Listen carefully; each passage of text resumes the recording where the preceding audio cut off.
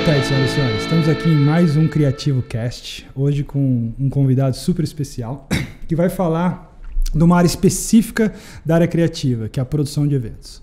Então estamos aqui com o Marcelo Flores. Ele é empreendedor, publicitário, produtor e educador, com mais de 25 anos de experiência em mega produções. Ao longo de sua carreira, Marcelo atuou em praticamente todas as áreas das principais produções musicais nacionais e internacionais do país. Viaja pelo mundo, conhecendo os bastidores do entretenimento, dos parques temáticos, resorts incríveis, espetáculos artísticos e mega festivais de música. No Brasil, tem dirigido produções que levam de 1.000 a 2 milhões de pessoas, em projetos públicos e privados, inclusive assinados pelas marcas mais relevantes do cenário nacional. É também professor da ESPM em cursos de gestão e planejamento de eventos e cursos de entretenimento. Além disso, é também coordenador de Entertainment Business no curso da Campus Experience na Full Sail University nos Estados Unidos. Obrigado, Marcelo, pela sua presença. Eu que agradeço, É Nelson. um prazer ter você aqui com uma bio dessa. Imagino que tenha muitas pessoas curiosas aqui para saber o que você faz, como você faz. Com certeza. E ainda ganho dinheiro com isso, né? Que é a melhor, né? A melhor coisa é isso. 25 anos diverte. produzindo mega produções. Que demais, hein, ô Marcelo? Pois é. Bastante tempo de carreira, trabalhando, acho que do básico, né? De empurrar a caixa, como a gente fala, né? Até dirigir um show, uma superprodução, que leva um monte de pessoas trabalhando junto. Eu acho que a demanda de estrutura, não só técnica, mas também operacional, que envolve muita gente, ela passou hoje para um novo patamar. Então, a direção de um grande espetáculo, de um grande evento, né, de grandes proporções, ela não é simplesmente bota aí, bota para funcionar e vamos ver o que vai acontecer. Você tem uma necessidade de roteirizar absolutamente tudo que vai acontecer do segundo 1 ao último segundo do evento, para que você possa... Não tem surpresas. Não, porque tem que ter muito planejamento. Entendi. É muito importante fazer um planejamento do começo ao fim, saber exatamente o que vai acontecer com cada movimento, até porque se você tem 1.000 pessoas na frente ou 1 milhão de pessoas na frente, muda bastante a forma com que você tem que conduzir. Quais são as horas de emoção? Quais são as horas de dar risada? Quais são as horas de colocar um grande artista trazendo alguma mensagem importante, relevante para as pessoas que estão ali na frente? Como é que a gente tem que prender a atenção das pessoas? Como a gente tem que soltar a atenção das pessoas? Ou seja, porque a gente também precisa ter um intervalo. Muitas vezes o intervalo ele é fundamental não só para dar o descanso para as pessoas que estão ali curtindo, mas também para vender produtos. Entendi. Então a gente não pode nunca pensar que a gente está num negócio, né? E o negócio de fazer eventos é um negócio que envolve muita gente trabalhando, uma área técnica extremamente profissional, cada vez equipe, maior. né? Muita gente. A equipe... Se faz evento sozinho, não se faz. Não, impossível. Impossível. Hoje você precisa de um time. É colaborativo. Extremamente. Então, o que você consegue é, logicamente, planejar o todo, né? Juntamente com algumas pessoas que são da área, porque nada melhor do que você poder ter um desenvolvimento de uma área com total conhecimento. Não adianta você trazer pessoas para a mesa que não sabem do que está se falando, então isso atrapalha em vez de ajudar. Mas as pessoas que fazem sentido e que vão somar na hora de tomar uma decisão, na hora de definir um roteiro, um planejamento, ou de fato na hora que tem algum tipo de problema no meio do evento em si, que a gente precisa resolver naquela hora, é muito melhor contar com profissionais. Então é fundamental que a equipe esteja Não preparada pode ser para amador. isso. Você não pode trabalhar com amador em eventos, Não. principalmente mega produções, que é o que a gente vai falar aqui hoje. É impossível, porque se a gente parar para pensar, uma pessoa que é amadora ou que está começando a trabalhar na área, não estou falando mal dessa pessoa, porque inclusive sou professor e sei muito Ensina, bem que tem né? muitas pessoas que estão começando e querem ser cada vez melhores na área que atuam. Sim. Mas é muito importante a gente dizer que quando a gente faz uma produção, você precisa confiar nas pessoas. Sim. Você não vai confiar em determinada atividade que pode te dar um lucro de 1 milhão, um prejuízo de 1 milhão para uma pessoa que não conhece Não sabe o que está a área. fazendo. Porque, na verdade, no fundo, o resultado vai vir no seu bolso, dependendo de qual for. Então, é muito importante você ter o quê? Profissionais que vão estar trabalhando naquilo para performar melhor em cada uma das áreas que estão atuando. Então, o melhor som, a melhor luz, a melhor técnica, o melhor palco, o melhor fornecedor de cada um dos itens de produção, da mesma forma com que os melhores produções, os melhores profissionais das áreas de operação. O melhor cara da segurança. Porque se ele faz uma cagada, é você que paga a conta, em outras palavras. Ou Como seja, empreendedor é assim que acontece. Como empreendedor é assim que acontece. Mas por outro lado, se ele faz um excelente trabalho, Também. É com ele que você quer contar o próximo evento. Claro, e não só você, mas também todas as outras pessoas que estão enxergando aquele evento dizem, né?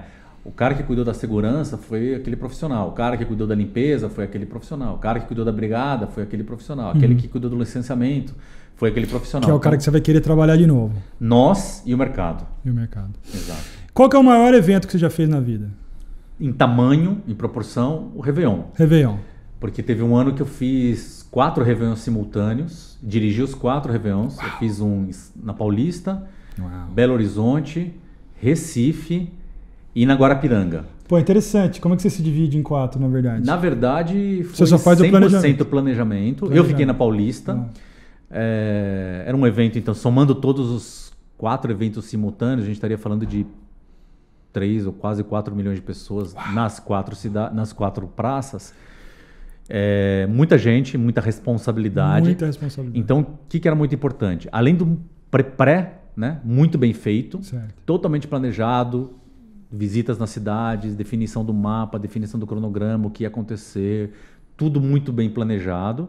Era muito importante que os líderes, ou seja, quem vai gerenciar cada uma das cidades, tivesse total conhecimento, ou seja, fosse treinado para entender que ele deveria seguir aquele roteiro e caso ele não conseguisse, por qualquer eventualidade, qual era o plano A, B e até o Z. É mesmo? Todas Não é só o plano A e B. Não. E lembrando que o Réveillon, diferente de qualquer outro tipo de evento que a gente pode fazer simultâneo, todos eles têm a mesma meia-noite. Então a meia-noite é nas 4 cidades, ou, na verdade nos 4 eventos, né? Porque São Paulo teve 2. Então é uma experiência que é extremamente estressante no sentido de que você tem que fazer com que tudo funcione bem, porque afinal de contas, inclusive os eventos tinham transmissão, então eles estavam lá na Globo sendo transmitidos nas suas praças. À meia-noite no país, então todo mundo quer ver fogos, quer ver a contagem regressiva, quer gente feliz, quer gente se abraçando, gente se beijando, confraternização da família, ao mesmo tempo que toda a parte técnica acontecendo, o som, a luz, a imagem, a regressiva, o apresentador, o que ele vai dizer, qual é o tema daquela cidade, se cada cidade tem um assunto diferente que ela deve transmitir para aquele público naqueles 5 minutos antes do evento acontecer, ou seja, 5 minutos antes da regressiva, e 5 minutos depois da regressiva, que é um momento onde você tem um altíssimo momento de concentração, Entendi. Não só do público, mas também do evento. E tudo isso é importante estar 100% planejado. Eu acho que o grande desafio é planejamento, é fazer um bom pré para você assegurar que o evento vai funcionar perfeitamente como de fato funcionou. Daquilo que você falou, ter o plano A, B e C é fundamental, né? Porque nem sempre o plano A dá certo. Na grande maioria, o plano A ele sempre vai quebrando no meio do caminho com um monte de planos B, um monte de planos C, porque choveu, porque o artista chegou atrasado, porque o outro artista cantou uma música a mais que não deveria. Você teve alguma experiência de ter chovido no dia, na virada? Sempre. É mesmo? No caso da Paulista, por exemplo, que eu trabalhei já há 20 anos nessa operação, eu acho que dos 20 anos, 10 choveu. É mesmo? 10 ou mais do que isso choveu na Paulista. E como que você faz? Toca o barco? Como se tudo tivesse acontecendo sem a chuva. Então, para a gente não funciona. A chuva ela não pode interferir Entendi. na produção. Na sua Afinal de contas, tem milhões de pessoas ali, ninguém está preocupado se vai chover. Né? Ali, ao contrário, as pessoas falam, vamos lavar a alma, vai ser aquele momento legal. Tal. Imagina parar o show, ou parar a regressiva, ou parar as fogos de artifício. Pode da chuva, não pode. Não, eu fico imaginando qual que é a sua... Quando você está planejando um show desse, o seu plano A, já sei qual que é, mas o plano B e C é no momento de chuva. Porque é uma segurança para as pessoas que estão em cima do palco. Exato. Então, corrente elétrica, enfim, tem inúmeros fatores que faz com que o show com chuva fique mais perigoso. Então, por isso que é importante o pré que eu estou dizendo agora. Então, se você já entra num evento tendo em mente de que vai fazer ele com chuva ou sem chuva, você vai preparado para a chuva. Sim. Então, se você vai preparado para a chuva, então isolamento, aterramento... Tem que estar perfeito. Tem que estar 100% perfeito. O equipamento A tem que estar pronto, o equipamento B tem que estar pronto, o equipamento C tem que estar pronto, afinal. Hoje a meteorologia ela funciona muito melhor do que ela funcionava antes, em termos de previsibilidade. Então a gente tem uma coisa muito próxima do que pode acontecer. Eles erram menos. Então se vai dizer assim, olha, tem 80% de chance de chover, já é mais do que 50%, Sim, ou seja, a gente já vai preparado para a chuva. Tipo, se não chover, a gente vai ficar mais feliz. Mas a gente está preparado para a chuva nessa hora. E o primeiro que você fez, como é que era? Difícil. Porque, primeiro, eu fico imaginando, É LED na época não era prova d'água, acho que nem 20 anos nem LED existia. O que era? Projeção? Você usava projetores? Projetores.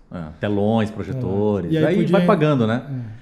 No passado era bem mais difícil tudo, né? Então a comunicação visual era mais importante do que o LED. Hoje o LED é mais importante que a comunicação visual. O LED ele faz a cenografia, ele faz a comunicação visual, ele faz o efeito, ele faz o tema. E no passado a gente fazia isso com comunicação visual. Lona. E telão, né? Projeção. Então era tudo protegido para poder aguentar caso tenha uma chuva. Mas o evento, com certeza, há 20 anos atrás, era bem mais difícil em todos os aspectos de produção, né? Do que a gente tem hoje. A gente tem hoje muito mais tecnologia, mas ao mesmo tempo a gente tem muito mais exigência, tanto dos órgãos públicos, dos de autorização, da questão técnica. Ela é muito mais relevante do que era antes. Antes você produzia um evento com 10 pessoas, hoje você precisa de 100 pessoas para produzir o mesmo evento. Porque é o mesmo evento, só que antes você tinha uma pessoa responsável pela área de som. Hoje você tem 10 técnicos responsáveis pela área de som. Um vai cuidar do microfone, outro vai cuidar do PA, outro vai cuidar do delay, outro vai cuidar da house mix, outro vai cuidar da mudança de palco, da questão do artista, da mesa. Então você vai ter uma quantidade muito maior de técnicos, porque são especialistas para garantir naquela área, para garantir qualidade. Porque hoje em dia a qualidade ela é o primor de eventos de grande porte, né? Você precisa ter, você não pode realizar ele sem entregar essa garantia de qualidade, porque senão você acaba destruindo praticamente todo o seu evento. E não podemos esquecer que por trás de um evento público sempre tem uma grande marca. Afinal de contas, eventos públicos são viabilizados com patrocínio. Eles não são viabilizados com tickets. Dinheiro do governo ou tickets. Tickets não funcionam em evento público, então você precisa ter o patrocínio como principal fonte. Se você tem uma marca por trás, você tem que entregar mais. Afinal de contas, tem uma relação de investimento. Ou seja, o que você faz no seu evento reflete na marca diretamente. Exatamente. Então tem uma preocupação com a marca do cliente, que ali é o seu cliente. Ou seja, quem está ali, né, o seu cliente é a marca, e não as 2 milhões de pessoas que estão... Os dois, na verdade, são. Né? Mas a sua preocupação, lógico, é de dar uma experiência para a pessoa que está lá, mas o seu cliente, quem está pagando a conta, é a marca. Exato. E o que foi o que deu errado nessas megaproduções? Assim, que não podia dar errado. Conta uma experiência que você teve, que você deu aquele frio na barriga, que você falou, puta, no ano que vem eu vou prestar atenção nisso. Eu acho que tem um monte de coisas que dá errado. Logicamente, a gente não conta nem metade delas, né? Por quê? Porque você administra isso e, na verdade, o público não vê. Nem o canal de televisão vê, porque você tem algumas coisas que fazem parte do seu planejamento. Então, uma curiosidade incrível no caso de uma virada de ano é a contagem regressiva. Porque o momento da contagem regressiva é extremamente estressante. Todo mundo quer subir no palco, todo mundo quer fazer a contagem regressiva, não só aquele que você planejou. Não só quem você planejou. Você planejou quem? O artista, regressiva, bota a câmera lá, filma e transmite para todo mundo e lá vamos nós. Mas nessa hora todo mundo quer aparecer na foto. Então você tem um momento incrível que é de fazer essa contagem regressiva e conter, que a gente brinca, da manada. Todo mundo quer entrar ali no palco. E a hora que isso acontece, o próprio artista perde o rumo. Entendi. Então, o grande problema que aconteceu algumas vezes foi ele sincronizar a virada do ano. Entendi. Porque a virada do ano é uma virada do ano para o país inteiro. E a gente tem que fazer uma regressiva que ela tem que casar com a regressiva da televisão. Afinal de contas, é transmitido. Então mostra São Paulo, mostra Rio de Janeiro. Se tivesse só no local, você podia atrasar 5 minutos a contagem, né? Mas na televisão não dá. Não pode. Então você tem toda essa questão. E aí o que acontece hoje?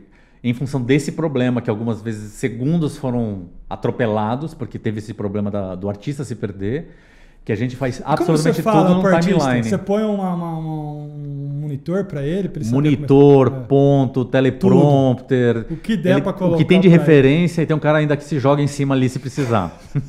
Tá na hora, para. É isso aí. Esse último eu tive a oportunidade de fazer com você e foi em cima, hein? Eu acho que foi... Ela deu uma perdida no começo ali, 6, 5, mas casou direitinho. Exatamente. E qual que é a diferença de fazer um grande evento como esse, que eu vi ali na sua bio, que você faz projetos de 1.000 a 2 milhões. Então eu estou imaginando que o 2 milhões seria o caso de uma virada, de um Réveillon. Mas vamos fazer uma analogia com um evento pequeno de 1.000 pessoas, que não necessariamente é menos ou mais importante, que fique claro. Porque às vezes você tem um evento de 1.000 pessoas que é de uma importância tão importante quanto o de 2 milhões de pessoas. Exato. Quais são a diferença de fazer um evento de 1.000 e para 2 milhões de pessoas? E eu diria assim, não só na parte técnica, na parte de planejamento, nas coisas que podem dar errado, o que você fica mais preocupado com um evento pequeno ao invés de um evento mega? Eu digo para você que sempre, tanto o evento pequeno como o evento grande, o planejamento é essencial. Tá.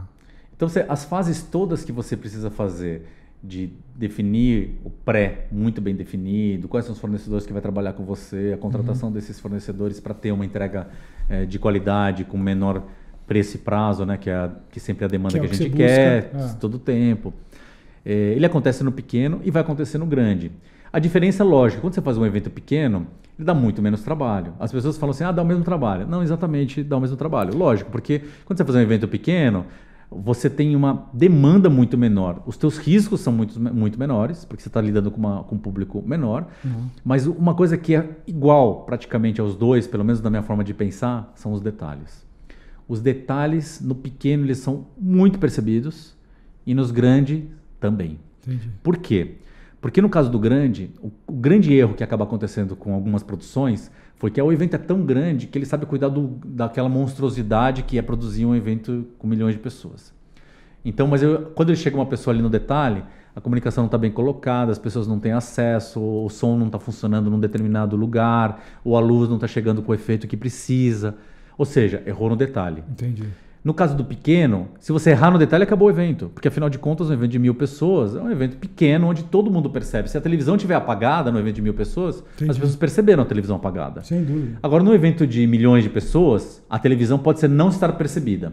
Que quando ela apagar, mas ela vai fazer diferença para aquele público que ia naquele lugar, que dependia da informação que estava naquela televisão para poder ter um entretenimento melhor, um momento melhor com a família, ou alguma mensagem que a gente queria chegar até eles, seja até informativa, seja de crise, ou seja de uma contingência, ou seja numa informação de bar, onde quanto custa determinada coisa, ou um caixa. Não funciona uma televisão, aquele cara, aquela pessoa que está ali, perdeu a informação e não vai conseguir ter acesso àquele conteúdo e de certo vai falar para 20 pessoas. Ruim, vai ficar ruim. Então, o detalhe tem que ser igual. Entendi. A nível de preocupação. Mas, logicamente, um evento menor para 1.000 pessoas, ele tem um programa muito mais fácil de você implantar. Os fornecedores não necessariamente precisam ser fornecedores que conseguem fazer eventos de grande porte, porque eventos de menor porte você tem muito mais fornecedores com menor custo, com demandas pequenas, onde você consegue viabilizar. Afinal de contas, um evento pequeno tem que custar muito menos do que fazer um evento grande. Sem dúvida. Então, essa relação ela é diferente entre elas. Além disso, quando você vai implantar um evento para 1.000 pessoas e você vai implantar um evento para 1 milhão de pessoas, por exemplo, é completamente diferente. Por quê? Porque as necessidades de um evento de milhões, elas existem tecnicamente falando. Para você vai licenciar, você vai precisar de seguranças, de banheiros, de brigadistas, de tudo isso, num número muito maior, porque afinal de contas ele é calculado por pessoas. Mas as coisas são as mesmas, só a quantidade que é menor. Ou seja, você precisa de segurança no de 1.000 e de 1 milhão. Só que um você vai precisar de 10 seguranças, o outro você vai precisar de, sei lá, 1.000. Exato. Tem alguns itens que não são necessários em eventos pequenos e alguns itens que são obrigatórios em eventos grandes. Então isso você tem que levar em consideração. Por exemplo, não só quantidade, né? Mas também itens. Por exemplo, câmeras de segurança hoje ele é obrigatório em eventos de grande porte. Eventos de pequeno porte você não é obrigatório. Entendi. Mas você pode colocar se você quiser para monitorar a tua área de segurança. Então, é uma adesão que você tenha. Saídas de emergência, elas são calculadas baseadas na quantidade de pessoas que você tem. Então você pode ter uma porta maior, uma porta menor e assim por diante. Entendi. A previsibilidade de você fazer um evento menor, ela é parecida com o de um evento grande, no sentido de preparar as coisas, né, de planejar roteiros, essa coisa toda, mas é muito simples de conduzir. Né? Um artista no palco, pequeno, o cara que toca no... Né, um trio que está tocando ali. O palco é menor, tudo menor. PA é menor. Um artista de grande porte, ele vai exigir tudo. Muito mais. Se você pegar um artista sertanejo que toca para, sei lá, para 50.000 pessoas, ele vai exigir uma coisa. Um outro artista sertanejo que toca para 1.000 pessoas, ele vai exigir outra coisa. Então, essas demandas elas vão vir de forma diferente. E agora, se comparamos o Mega do Mini, que é um curso que você dá, inclusive, para não falar dele. Agora, comparado ao lá fora, aos Estados Unidos, eventos lá fora e o Brasil. Como você vê o mercado de entretenimento e eventos no Brasil? É um mercado lucrativo? Ou seja, comparado, logicamente, com as referências que você tem lá fora. É um mercado promissor? O Brasil está numa posição diferenciada? Ou seja, a gente produz evento em quantidade e qualidade? É rentável? Como que você vê o evento no Brasil comparado com os outros países? O Brasil está muito bem preparado para fazer evento. Legal, a estrutura é profissional.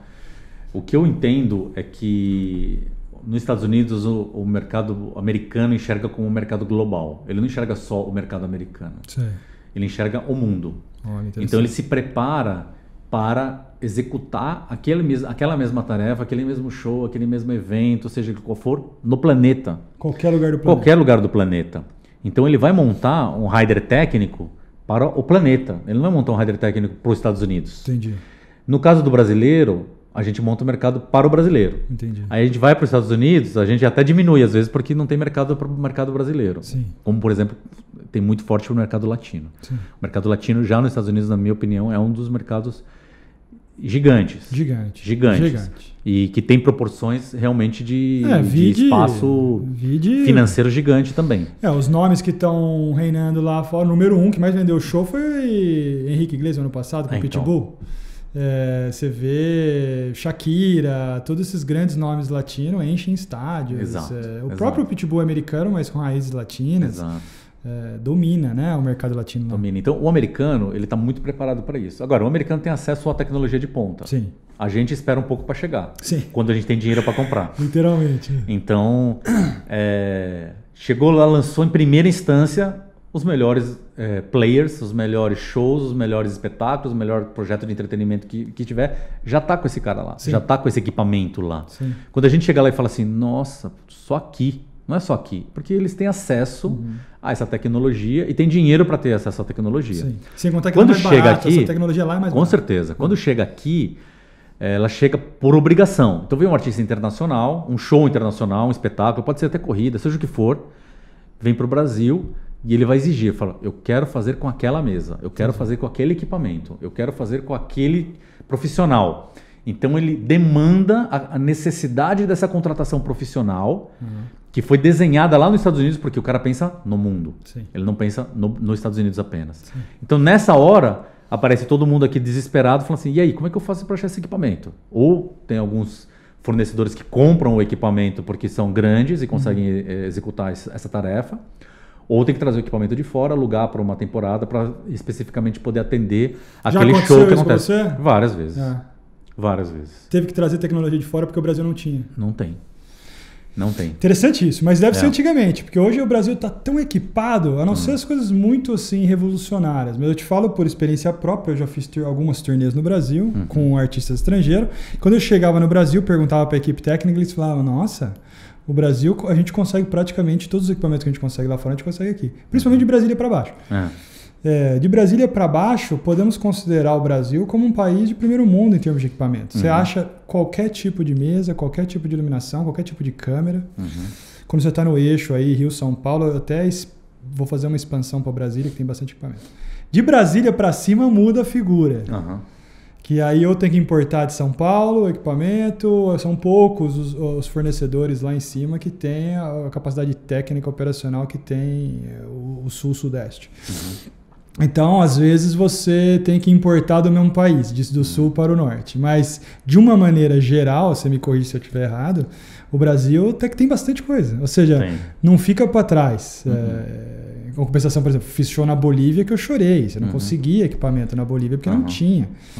Mas o Brasil até que hoje, apesar de a gente ser um pouco atrasado, a tecnologia demora um pouco para chegar no Brasil, mas ela chega. É isso aí. E hoje... eu acho difícil não achar, a não ser coisa muito específica, né? Se, por exemplo, vem um YouTube pro Brasil, ele traz tudo porque é voltado pro show. Já faz assim para ele. Não, porque ele quer garantir 100% daquela qualidade que ele tem em qualquer lugar do mundo E aí ele, mas naquele quem quer caso, ter o YouTube ele não paga por isso. teria como locar aqui, né? Não teria como locar aquele LED, o maior LED do mundo hoje, naquela qualidade, só eles têm. Aliás, aquele LED foi fabricado para eles. Nem que você queira comprar no mercado, você compraria. Foi feito para a Turnic. Ele é todo robotizado atrás, para ele colocar nos containers. Muito legal. É um LED que foi feito para eles. Então, aqui também nós estamos falando de uma exceção da regra, ou seja, YouTube, esses grandes espetáculos. A grande maioria dos shows que tem no Brasil, eu acho que em termos de equipamento e equipe técnica, o Brasil tá bom. Né? Você, como contratante, sabe mais do que eu. Não tá ruim, ou seja, o nível do brasileiro, tecnicamente falando, é bom. E em termos de equipamento, nós estamos chegando lá. Nós não estamos lá ainda, mas nós estamos chegando lá. Devagar a gente chega lá. Agora vamos falar um pouco daqueles que querem entrar no mercado de eventos. Porque você está no mercado há 25 anos. Fala um pouquinho sobre o atual mercado de eventos para aqueles que querem começar hoje. E começa por onde? Olha, o mercado de eventos, quanto a carreiras, ele é um mercado que está completamente aberto. A gente vê que cada vez mais existe espaço, sim, para novos profissionais. Pô, legal isso. De todas as áreas. Só que é um mercado de alta performance. Não é um mercado de amador. Então, se a pessoa quer entrar nessa área, a primeira coisa que ela precisa adquirir é conhecimento. Não tem jeito. Não tem conhecimento da área, vai ser muito difícil das pessoas serem contratadas. Como ela começa? Mas ela vai para a escola ou ela aprende fazendo? Eu diria que as duas coisas. Né? É muito importante as duas coisas. Uma é ir para a escola, ou seja, entender como funciona o processo das coisas, entender do conhecimento da área de profissionais. No meu caso, especificamente, no caso da ESPM e da Full Sail, que eu dou cursos, e que eu gosto muito de compartilhar as informações, as coisas que dão certo, as coisas que não dão, no sentido de mostrar quais são os caminhos, nos processos de criação, os processos de realização, como funciona, o planejamento e assim por diante, para fazer com que as pessoas tenham conhecimento do básico ao sofisticado, ter o conhecimento de como ela deve fazer cada passo dela para poder implantar o seu projeto. Não só na teoria, porque nas aulas eu tenho aquela coisa do learn by doing, ou seja, as pessoas poderem fazer as coisas e entenderem como a coisa acontece. Então isso é muito importante. Eu ia falar, é fundamental. É muito importante para que ela não fique aquela coisa só na teoria e ela tenha um processo de aprendizado, que é fundamental. Se ela não tem isso, não, porque eu vou me virar ali mesmo, dificilmente ela vai se destacar.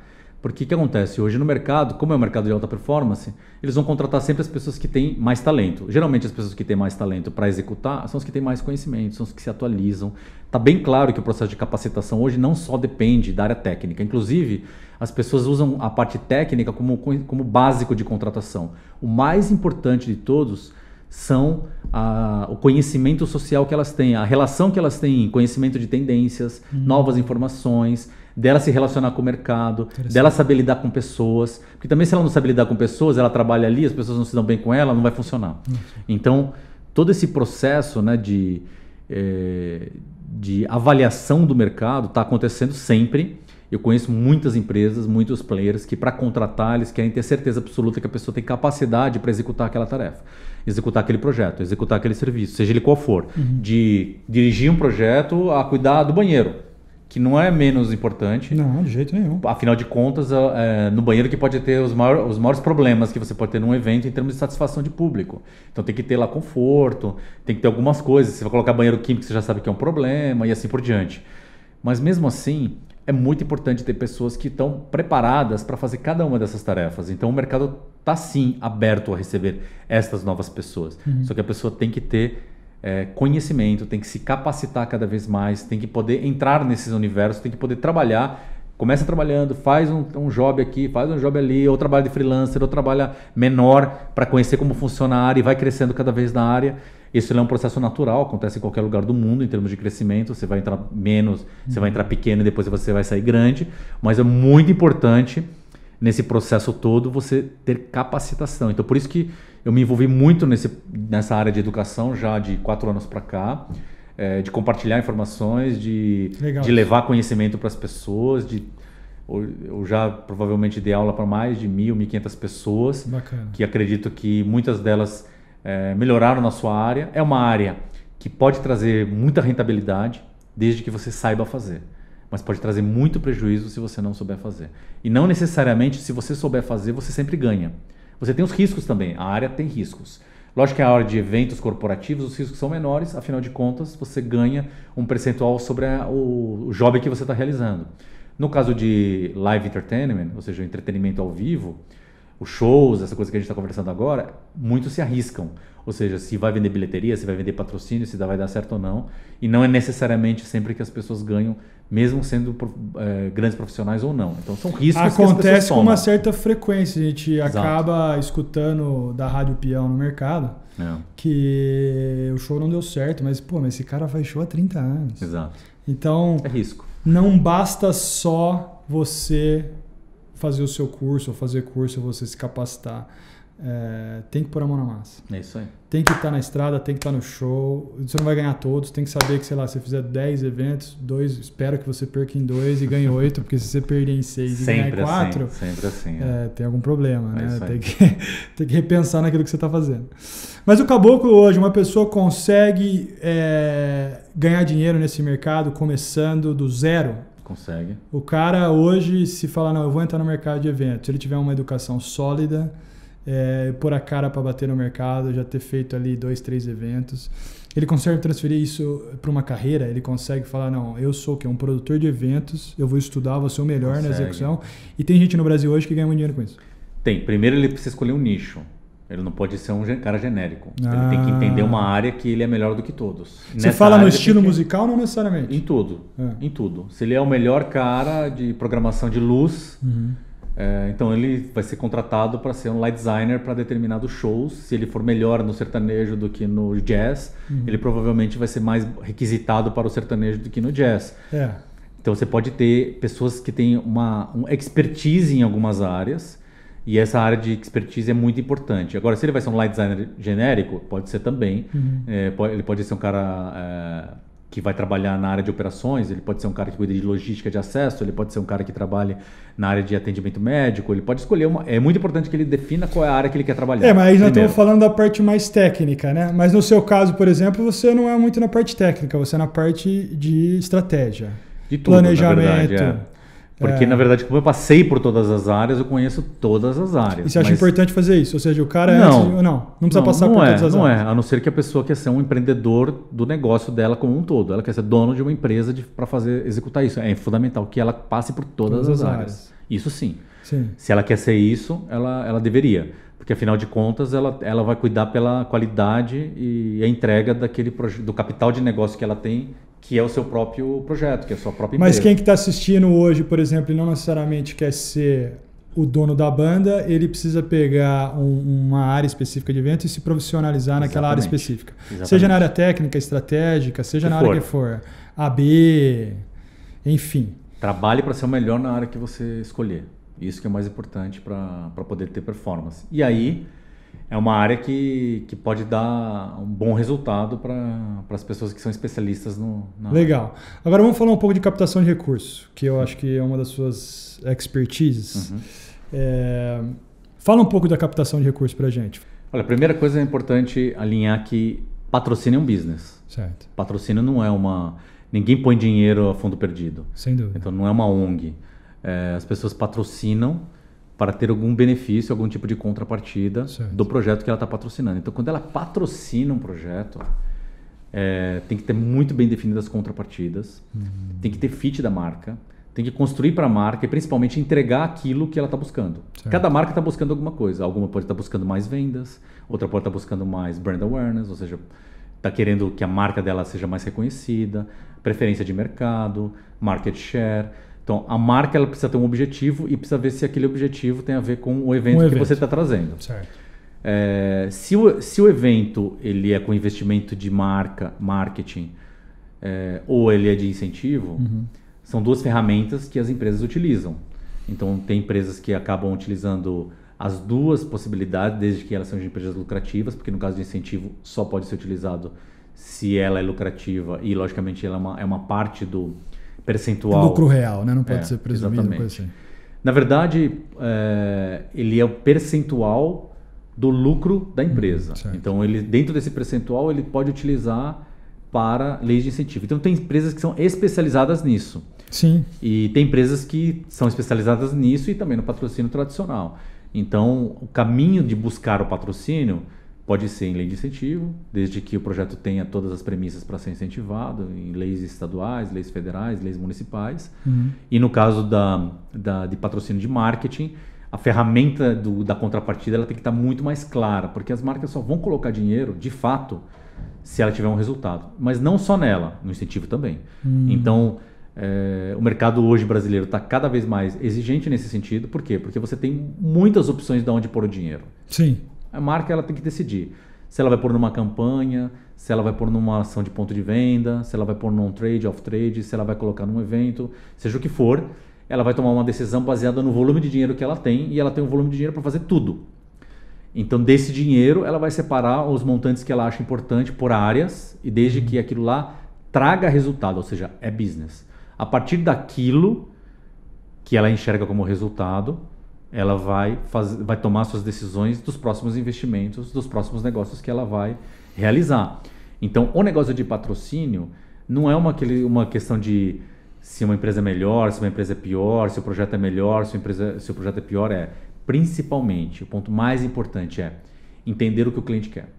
Nos seus cursos isso é abordado ou não? A gente não aborda especificamente a área de patrocínio, não. Porque eu diria que a área de patrocínio eu coloco os pontos importantes e relevantes que as pessoas precisam levar em consideração para saber buscar um patrocinador, para saber adaptar o seu projeto para uma marca, que isso é fundamental, porque sem isso também não adianta fazer nenhum tipo de projeto, mas eu não faço uma análise profunda da área de captação, em lei de incentivo, etc. O negócio de falar de patrocínio, eu diria para você que é um negócio de uma semana falando de patrocínio. Só de patrocínio? Só de patrocínio. Porque tem muitas técnicas, tem muitos formatos, tem formas diferenciadas de você poder trabalhar, mistas, 360, construções de comunicação em eventos pontuais, em plataformas. Então eu coloco, logicamente, as informações importantes e relevantes para as pessoas tomarem o caminho dos projetos que elas atuam. Porque afinal, nos meus cursos, ela tem muita informação. E o patrocinador ele é um dos pontos, não é só ele o ponto principal. Então, nesses cursos eu trabalho muito esse conceito das pessoas poderem ter o conhecimento como um todo de fazer os seus tempos e movimentos para implantar o seu projeto, qual patrocínio faz parte dele. Significa que, de repente, independente do evento ter ou não um incentivo, a hora que você está fazendo o seu planejamento, às vezes você não tem um patrocinador, mas o seu evento, vendendo tickets, ele já é lucrativo? Pode acontecer. Pode acontecer. Dependendo do custo do seu evento. Mas nos seus 25 anos de carreira, você diria o quê? Que 80%, 90% tem um patrocínio por trás? No Brasil, o patrocínio é uma coisa importante. Ele é relevante. Ele talvez seja um dos pontos mais relevantes para que você tenha uma minimização do seu risco. Entendi. Afinal de contas, se você está trabalhando num evento de risco, ou seja, você depende dos tickets, se não performar, você depende do patrocínio. Vamos falar para dar conteúdo, informação precisa para quem está ouvindo. Num custo de 100% do seu custo de execução, imaginando que o seu custo do seu evento custa R$1 milhão. Desse R$1 milhão, no seu planejamento você almeja que quanto seja patrocinado? 50% você pensa que tem que ser vindo do patrocínio? 100%? Depende do projeto, eu espero que seja 100%. Então o custo já está, entre as, o lucro vem da venda. Se não vender nada, você tem os custos cobertos. Exato, mas tudo depende da estratégia que você for tomar para o seu evento. Se o seu evento já é um evento de sucesso, onde você já performa ingressos, o patrocínio pode ser a tua receita, ou vice-versa. Então, na verdade, é um business, como eu disse. Tudo é um negócio. Então, você precisa ver qual é a forma de rentabilização dele e construir a rentabilização para garantir o teu Eu imagino que no caso de show, o seu bar é significativo. Ou seja, uma dos pedaços do seu faturamento está vindo de bar. Alimentos e bebidas. Alimentos e bebidas. Exato. E proporcionalmente você não saberia dizer isso. O que talvez representa? A segunda ou terceira renda, o mais relevante renda do seu negócio é alimentos e bebidas. Entendi. Ou seja, nesse caso seria bom você até ter um patrocinador diretamente relacionado a alimentos e bebidas. Também ajuda bastante, porque você ajuda a entregar um volume de venda, de consumo relevante, dependendo do tamanho do evento, lógico. E quando você vai fazer um evento, você vai decidir as atrações desse evento. Você tem um pessoal que você contrata para fazer tipo uma curadoria, o que é training? Porque a gente não consegue ficar no topo de tudo que está acontecendo. Não. Ou seja, o que Tem, vende lógico, hoje? diretores artísticos. Sim, né? diretores artísticos. Ou seja, você contrata as pessoas que vão fazer, que vão te ajudar a decidir quem vai ser a atração que está vendendo hoje, que vai trazer público. Então você tem uma assessoria voltada a isso. Sempre. Entendi. Quando você faz o evento, você nem fala quem vai ser a atração, você deixa as pessoas estarem envolvidas. Depende do evento, na verdade, né? Se é um evento que você está buscando bilheteria, você vai fazer uma análise do artista, quanto esse artista performa e em cima dele você No caso do Réveillon, como é que funciona? No caso do Réveillon, a Globo, juntamente conosco, que tem essa toma uma decisão de quais são os artistas que vão fazer parte desse Porque eles sabem melhor que nem quem... E a prefeitura também participa disso, São Paulo. Então daí não é um profissional terceirizado que decide isso, é quem está envolvido diretamente no projeto. Exatamente. Porque é um evento grande, tem tudo a ver com a cidade. Mas tem um diretor artístico também que participa, ou seja, tem muita gente para tomar a decisão de quem serão os caras. O que o diretor artístico faz? Ele vai tomar a decisão juntamente com a área toda e quem são os artistas, vai negociar esses artistas e vai definir o que esse artista vai tocar, que hora vai tocar, qual é o roteiro. Diretor artístico é o cara que negocia, cachê, também, tudo. Também. Interessante isso. Também faz. Isso no seu curso, você ensina isso? Ou seja, o que cada posição... Sim. Vamos falar do seu curso. Como as pessoas te acham hoje na internet? Hoje eu tenho minhas redes sociais. Tá. Né? Instagram é Marcelo Flores 1. Tá. No meu LinkedIn é Marcelo Flores, ou Facebook Marcelo Flores também. Tá Legal. Fácil. Tá fácil. Meus cursos estão na SPM. Legal. Então tenho praticamente o ano todo. Tem os momentos onde tem cursos específicos, que é o Gestão de Mega Eventos, que é um curso de férias. Legal. Que acontece, por ser férias, é janeiro e julho. Tá.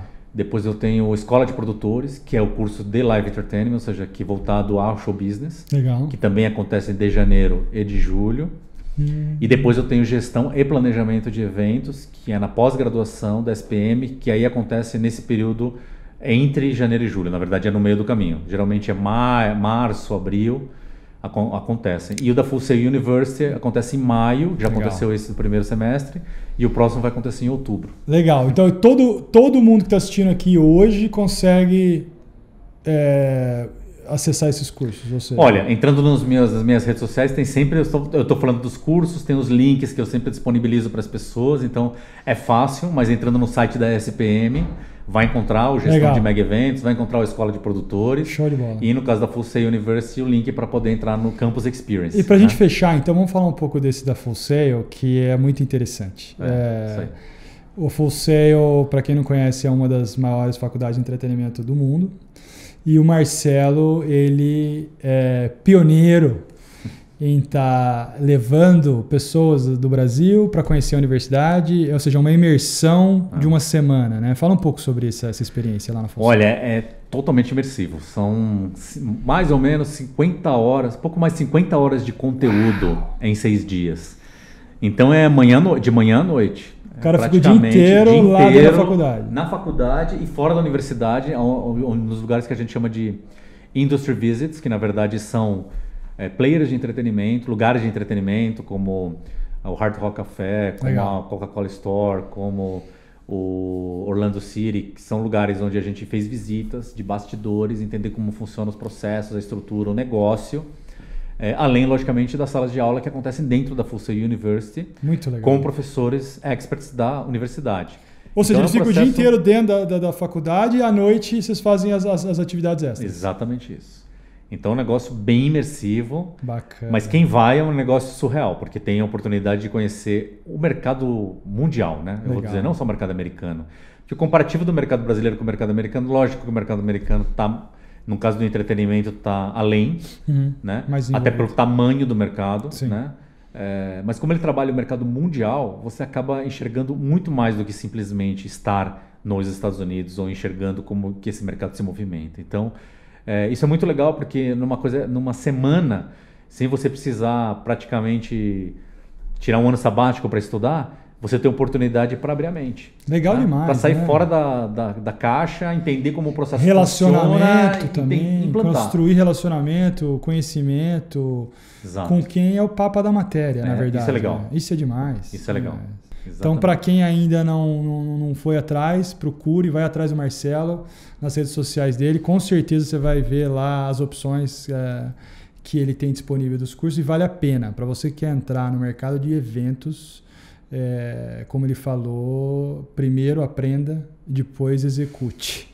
Né? É isso aí. Então, obrigado, Marcelo, por estar aqui. Nelson. Foi show demais. Que seja o primeiro de muitos, porque a gente tem muito papo para bater, porque é um mercado que franca expansão e que me encanta, porque eu venho um pouco desse mercado também, apesar de não estar diretamente inserido como você. É um mercado muito... E o brasileiro adora um evento, né? Pensa bem. Seja musical, cultural, nós somos cercados de país inteiro. De festas. O país inteiro. Então, o evento não fica voltado só, às vezes, para o mega, né? Não precisamos fazer o show.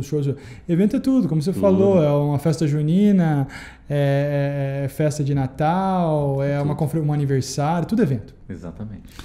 E se você tendo o conhecimento, facilita você executar esses eventos, seja do pequeno ao gigante. Mas o fundamental é adquirir o conhecimento. Essa é a ideia. É isso aí. Senhoras e senhores, obrigado. Valeu, Marcelo. Valeu.